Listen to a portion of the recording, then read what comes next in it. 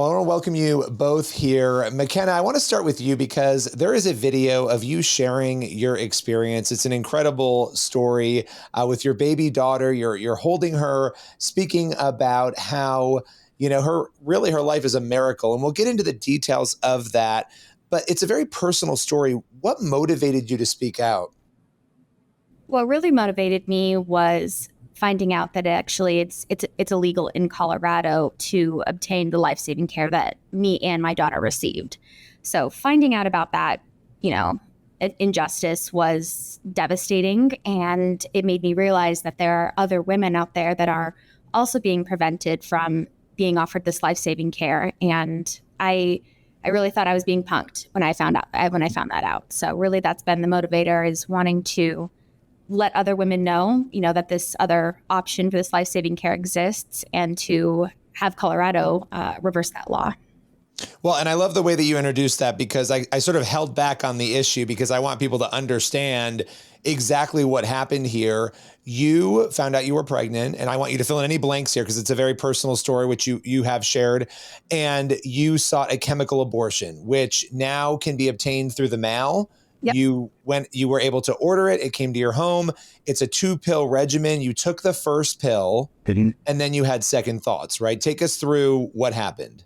No, you hit the nail on the head. I found out that I was pregnant late December 2023, and I was in shock and devastated. I won't lie. I did not want another baby, and it was going to, in my mind at the time, ruin everything that, I've been building for myself, financially, professionally, relationally.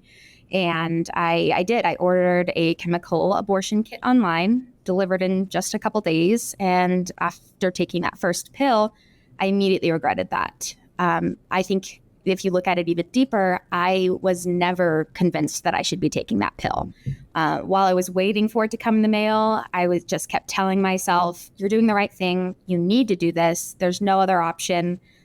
Don't even think about it. Just take it and it'll all be over with, like it never even happened. And obviously that wasn't the case. And immediately after taking that pill, it was roughly about a day later that I had reached out to Abortion Pill Reversal to see if anything could be done to reverse these effects. Now, Kevin, I'm going to come to you in a moment, but I want to understand your emotions here, because you're telling yourself you should do this, it's the right thing, but in the back of your mind and in your heart, it's not. Yeah. Once you took that first pill and you really realized I should not have done this, what was going through your mind? Were you in a panic searching for options? Did you even think there was an option for you out there? Just take us into those moments, because I can't imagine what that must have felt like. I'm the type of person where I need to not even think about things when I do them. Otherwise, they'll sit on my heart, right? And so I knew that this was something that I was going to regret. I knew that in myself because I know myself. And so I really just kept telling myself that if you don't do this, you're going to fail in all of these areas that you've worked so hard to grow in your life. This is something you have to do. No ifs, ands, buts, or questions. I tried to remove the emotion from it. That was the only way that I could go through with it, essentially, was removing myself from the situation and trying to not think that, that my baby was a baby. And I just remember feeling heartbroken as soon as I took it. And I actually just went and cried after I took that pill. And it took me about a day to finally do something about it. But you're completely right. Very emotional time. So you reached out and trying to find out about abortion pill reversal. You were given help. A nurse practitioner helped you. And, talk a little bit, and I'm going to come to you, Kevin, on some of the legalities of this, because it is a very interesting story. It's a much broader story than even what we're talking about. But, Mackenna, once you heard that there was an option potentially, and there are no guarantees for you to preserve your pregnancy, what happened then? I immediately called Abortion Pill Reversal. They put me in contact with Chelsea almost immediately. It was crazy how quickly Chelsea had reached out to me. And I think that really it goes to show that just the difference, I guess, in the type of care that I was receiving. When I had ordered the abortion pill chemical abortion kit, I didn't have to speak with a doctor. I had, no human connection or interaction. Meanwhile, Chelsea is calling me after hours. It was 7 p.m., I think, somewhere around there, on a Friday, I think. And so it just, her going out of her way, she was likely with her family. And she called me to let me know, hey, I'm in your corner. She's not making me any promises, but she's letting me know I'm going to do everything that I can to help you through this. And she went that extra mile and actually saw me in her office that next morning. That was a Saturday. So again, just the difference of care that is approached with, these two matters, just, it was night and day difference. And I continued to see her for that abortion pill reversal treatment over the course of my pregnancy. And because of her, because of the Abortion Pill Reversal Network, I delivered a beautiful and happy baby girl in late August. So, and that is progesterone, right? You're basically given that to counteract the first pill that you took, because again, it's a 2-pill regimen when you do a chemical abortion. So you never took that second pill, but that first pill starts the process out, and you were able to, reverse that by taking that pill. Now, Kevin, I want to come to you on this because Colorado is the first state that has made it illegal as of 2023, I believe, for a practitioner, a medical practitioner, to give out abortion pill reversal. Why has this been made illegal? Take us through what is going on here. That seems like a strange move. It really is strange that they would seek to silence medical professionals like Chelsea, who really just want to save lives, and actually prohibit them from offering this life-saving treatment. But it goes to show you the hostility that these pro-abortion government officials in Colorado have against pro-life individuals. And it goes against their narrative that women never regret their abortion, and that they never change their mind. And that's simply not true. Mackenna is Exhibit A for that. Well, and it's interesting because I started looking at the arguments because, you want to be fair. You want to look at all the arguments. Well, why? Why do they oppose this? And I want to get your opinion in a minute, Kevin, on why you think they oppose it. But it's interesting that they bring up safety. We don't have any data to show that this is safe. Well, we know that an abortion, and I guess I'll editorialize here, it's certainly not safe for the baby, and it can be unsafe.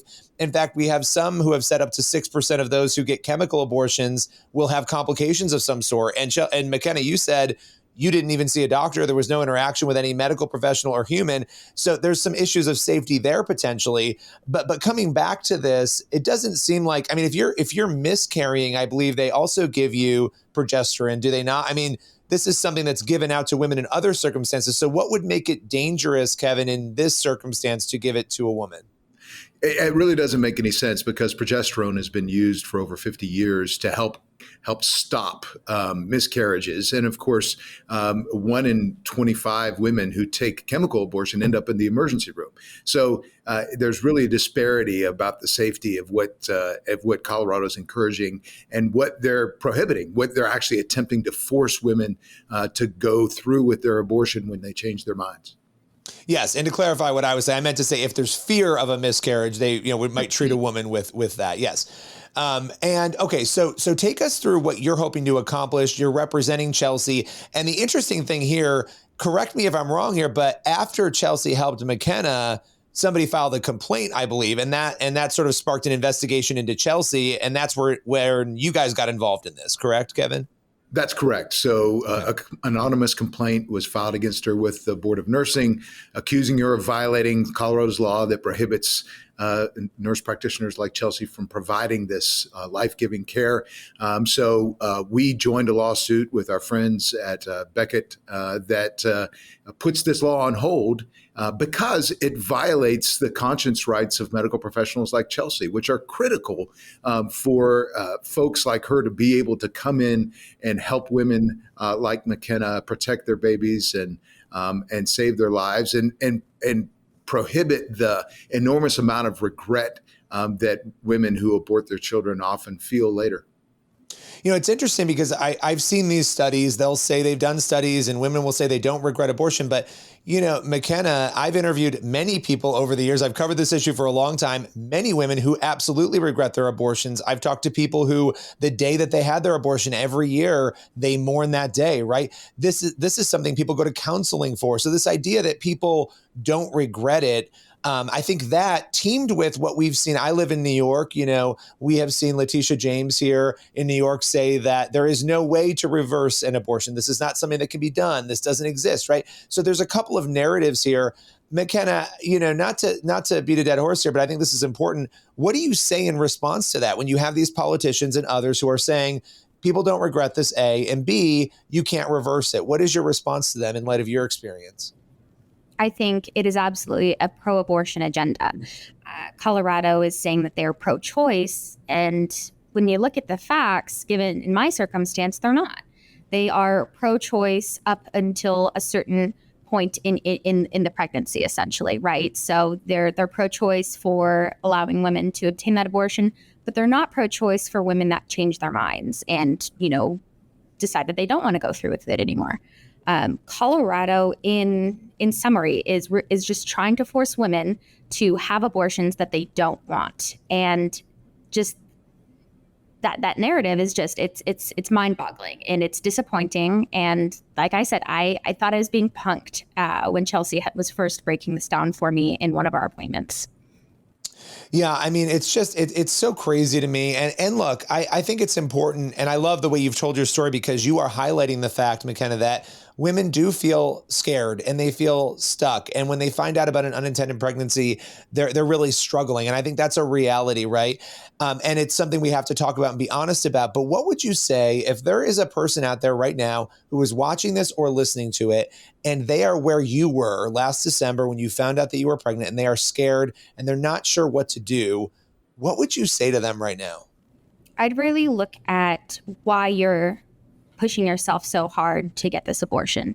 Or if you are, if you are having to tell yourself that you're making the right decision when your heart is telling you, no, I know that you're going to end up regretting this.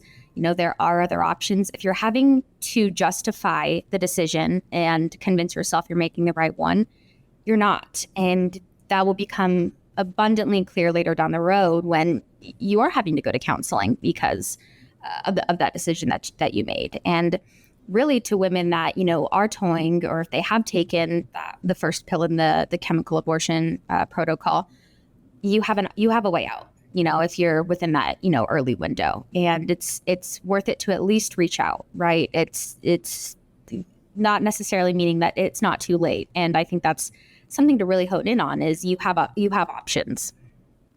And Mackenna, what did you rely on? How did you get through? Because I would imagine you obviously were relieved to find Chelsea. She offers you a potential option. You don't know that it's guaranteed. What was it like waiting to see? What went through your heart and your mind as you were waiting to see what was going to happen? So I felt like I couldn't breathe, right? Like I couldn't take a moment. I felt very, very trapped. And I was afraid to even get my hopes up that we had, successfully reversed the effects of that first pill, because what if it didn't work? I get my hopes up, and then, I'm devastated and I'm blaming myself, and I feel guilty. I think that was just one of the driving forces there. I was petrified. And when we were kind of through that gray area of when we were, it seemed like, we're through the rough patch here. I remember just taking the biggest deep breath and just crying, because I was so elated, and I felt like I could take a moment. I could take a breath.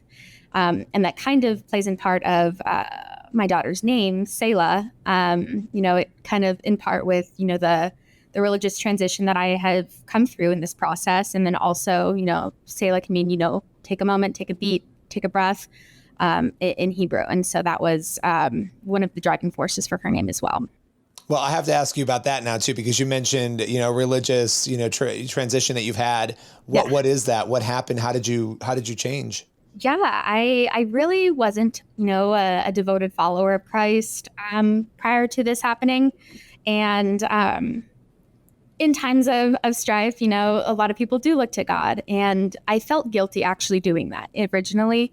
I know that relationship with God isn't a transactional one. I know that if I don't sit down and pray 30 times that I'll get what I want. And I was really worried that he was going to think that I was doing that when, I broke down to him that, look, I am really just looking to you, God. Can you please, look out for me and my family? Like, I'm so sorry for what I did. And so getting through that piece, meeting Chelsea, I think was, I consider her a savior of sorts to me and my daughter. And I think that she helped, bridge that relationship with me, my entire family, and God. Me and my partner have started going to church very shortly after meeting Chelsea to, really look into him, follow his way. And that's another reason in part why, we did decide to name her Selah. And so I'll never look back. He was really, looking out for me and my family. And I attribute all successes, her life, this amazing one that I get to live with her to him. So. Okay. So you walked away a Christian, it sounds like, out of a situation that really could have ended totally differently. And I really admire you speaking out candidly the way that you have. It's incredible. Kevin, coming back to you, any final words, information you feel like people need to know about this? Because here we have a story that is so important, right? And it's such a human story. And we have a legal issue going on and a dispute that really does impact people like Mackenna. What do you want people to know? That it's crucial that we protect the rights of medical professionals like Chelsea to be able to practice according to her faith, so that they can have this positive effect not only on the life of Mackenna's baby, but on Mackenna herself. Chelsea is motivated by her faith, and that's why she provides the care that she does free of charge. And so the right of conscience is so vital to encouraging medical professionals like her to get involved and to actually do this work. Otherwise, it could be devastating for people like Mackenna who wouldn't have access to that care. Well, I so appreciate both of you taking the time, coming on. Mackenna, I can't emphasize enough. I know how hard it is to open up the way that you have, and you've done it so beautifully, and I know a lot of people appreciate it. So I appreciate you both joining us today and telling us this incredible story. Thank you. Thanks for having us, Billy.